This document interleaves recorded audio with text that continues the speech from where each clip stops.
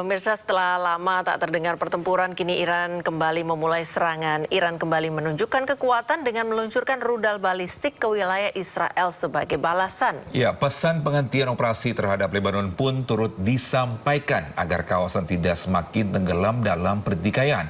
Pesan apa yang ingin disampaikan Iran lewat kiriman serangan?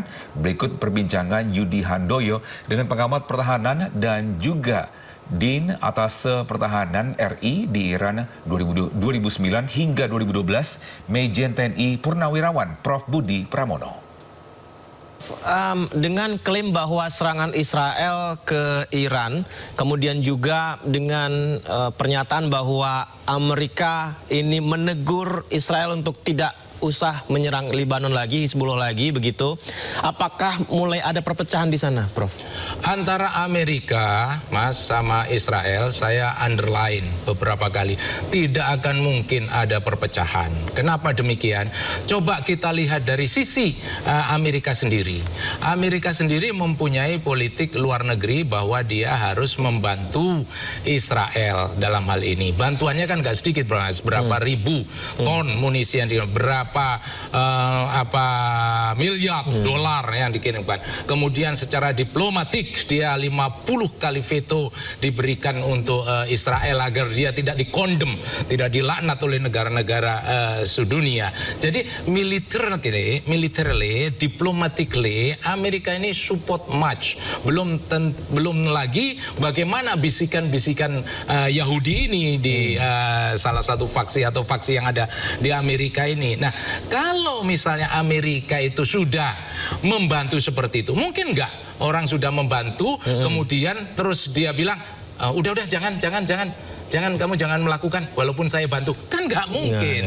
Logic thinking mengatakan seperti itu. Jadi kalau misalnya pecah ya nggak mungkin pecah. Nah, Israel sendiri katakanlah dia memang divorce dari Amerika, itu juga impossible. Sampai sejauh mana sih kekuatan Israel itu kemudian tanpa bantuan Amerika dia bisa berjalan sendiri? No way. I don't think so. Apa yang tidak dibantu oleh Amerika dari sisi intelijen, dari sisi pertahanan udaranya, dari sisi pesawat-pesawatnya yang precise, dari sisi high technology, dari sisi electronic warfare, dari sisi budgeting, semua Amerika.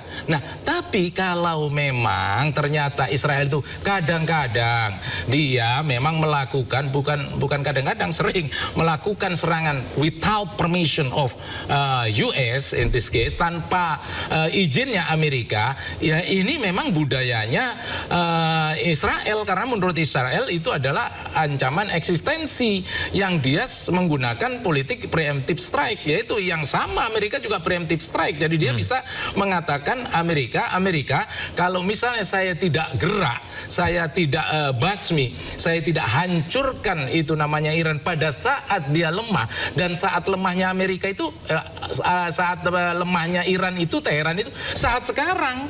Saat sekarang dia kehabisan bagaimana rudalnya, kehabisan bagaimana drone-nya, bagaimana fasilitas energinya juga banyak dibom ya. Tapi di balik itu semangatnya Iran ini kan luar biasa. Dengan nuklirnya dia masih yang tidak bisa diotak-atik. Nah, ini bagi Israel adalah capaian yang sangat besar.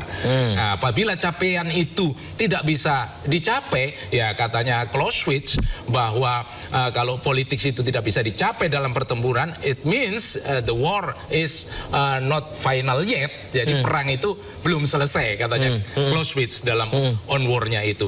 Makanya dalam hal ini si Israel juga menggunakan prinsipnya di art of war-nya Sun Tzu. Kenapa? Serang ketika dia lemah, gitu kan. Pada saat dia tahu bahwa lemahnya Iran itu terletak pada saat-saat sekarang ini, ya dia harus serang. Otherwise, ya itu namanya chance never come twice. Gak ada yang namanya kesempatan itu datang dua kali. Ke informasi lain, pemirsa, Presiden Prabowo Subianto melantik dan mengambil sumpah jabatan Kepala BGN Nanik S. Deyang dan penasihat khusus Presiden Said Iqbal. Lagu kebangsaan Indonesia. Ya, bisa Presiden Prabowo Subianto melantik dan mengambil sumpah jabatan sejumlah pejabat tinggi negara. Di antaranya adalah Kepala Badan Gizi Nasional Nanik S. Deyang, Wakil Kepala BGN Agustina Arumsari dan Trenggono. serta penasihat khusus Presiden bidang ketenagakerjaan dan kesejahteraan buruh Said Iqbal. Nani S. Deyang berjanji akan lakukan efisiensi anggaran Badan Program MBG. Bahwa kami concern pada efisiensi anggaran agar bisa tidak membebani anggaran negara pada saat ini, tetapi dengan tidak mengubah target dari yang kita berikan gizi. Ya, berikut daftar pejabat yang dilantik Presiden Prabowo kemarin. Nanik Sudaryati Deyang sebagai Kepala BGN, Agustina Arumsari Wakil Kepala BGN, Trenggono Wakil Kepala BGN, Said Iqbal Penasihat Khusus Presiden Bidang Ketenagakerjaan dan Kesejahteraan Buruh.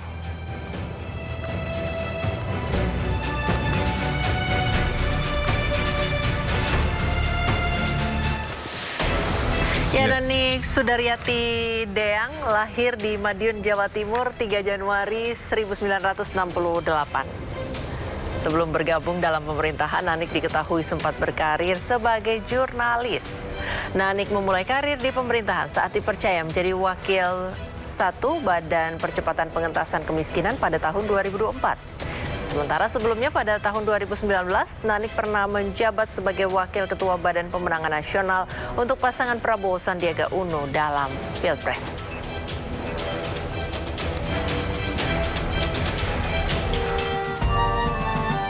Ya, lalu berikut profil dari Said Iqbal. Ini merintis karir sebagai buruh yang menjadi aktivis.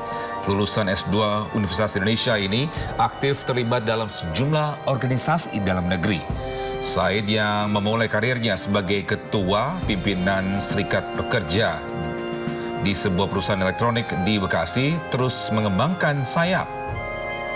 Dia sempat menjabat sebagai Presiden FSPMI sebelum menjabat sebagai anggota Dewan Pengupahan Nasional, Presiden KSPI, dan saat ini Presiden Partai Buruh Indonesia.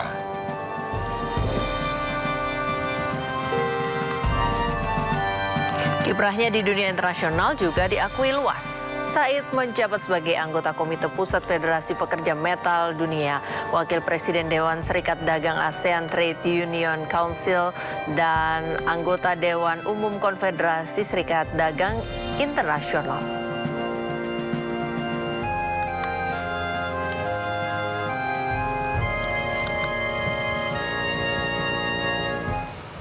Ke informasi lain, pemirsa, Komisi Pemberantasan Korupsi menyegel sejumlah ruangan di lingkungan pemerintah Kabupaten Muara Enim, Sumatera Selatan. Ya, penyegelan dilakukan menyusul operasi tangkap tangan yang dikabarkan berkaitan dengan pejabat di lingkungan Pemkab Muara Enim.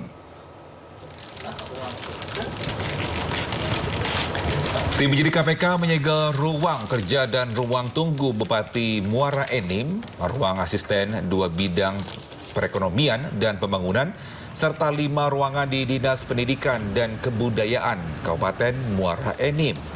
Selain itu, rumah dinas Bupati Muara Enim juga turut disegel penyidik. Penyegelan dilakukan oleh belasan petugas KPK yang datang ke Muara Enim dan terbagi dalam 2 tim. Satu tim melakukan penyegelan di Dinas Pendidikan dan Kebudayaan, sementara tim lainnya menyegel ruang kerja dan rumah dinas Bupati. Sebelumnya KPK juga dikabarkan menangkap Bupati Muara Enim untuk dibawa ke Palembang sebelum diberangkatkan ke Jakarta. Tim mengamankan sejumlah 10 orang, diamankan di wilayah Jakarta dan juga Sumatera Selatan. 5 diantaranya merupakan pihak-pihak dari Pemkab Muara Enim dan 5 orang lainnya dari pihak swasta. Saat ini beberapa sedang dilakukan pemeriksaan intensif di tahap penyelidikan di Polda Sumsel. Beberapa diantaranya sudah diamankan di K4. Detail perkaranya nanti kami akan sampaikan. Jadi ini terkait dengan dugaan penerimaan yang dilakukan oleh PN, penyelenggara negara di wilayah Kabupaten Muara Enim dari pihak swasta berkaitan dengan pengadaan yang ada di lingkup. Pemirsa, KPK menahan 2 tersangka baru kasus dugaan korupsi kuota haji 2023. Ya, 2 tersangka baru yakni ISM, ini selaku Direktur Operasional PT Makassar Toraja atau Maktur Travel, serta ASR selaku Komisaris PT Rauda Eksati Utama. 2 tersangka baru kasus korupsi kuota haji 2023 dan 2024, antara lain Ismail Adam, ISM, selaku Direktur Operasional PT Makassar Toraja, Maktur Travel, serta Asrul Aziz Tabah, selaku Komisaris PT Rauda Eksati Utama, sekaligus Ketua Umum Asosiasi Kesatuan Travel Haji Umroh Republik Indonesia atau KESTURI. Kedua tersangka bersama pihak Kementerian Agama mengatur pengisian kuota haji khusus tambahan bagi perusahaan yang terafiliasi dengan Maktur dan Asosiasi KESTURI agar mendapatkan kuota haji tambahan dengan skema tanpa antri. Kedua tersangka dilakukan penahanan selama 20 hari pertama sejak 8 Juni hingga 27 Juni 2026. Dilakukan penahanan di Rumah Tahanan Negara Cabang Gedung Merah Putih.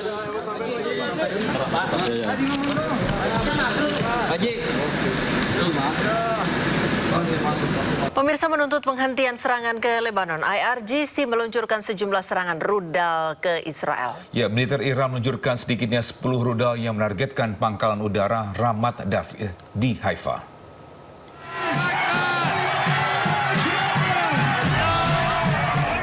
Pemerintah Iran melancarkan serangan rudal balistik yang menargetkan pangkalan udara Zionis Israel Ramat David Air Base yang berada di Haifa. Akibat serangan rudal IRGC ini, sedikitnya 2 orang penjajah Israel tewas dan 20 lainnya terluka. Peluncuran 10 rudal balistik ini merupakan balasan atas serangan penjajah Israel ke Lebanon. Pemerintah Iran juga menuntut teroris Israel menghentikan serangannya ke Lebanon. Sejak 2 Maret 2026, serangan keji penjajah Israel menewaskan sedikitnya 3.613 orang dan melukai 11.072 warga sipil Lebanon. Kelompok Ansarullah Houthi Yaman mengumumkan akan membantu Iran terlibat dalam konfrontasi militer melawan Israel. Ya, Houthi mengancam menyerang Israel dan melarang kapal-kapal Israel melintasi Laut Merah.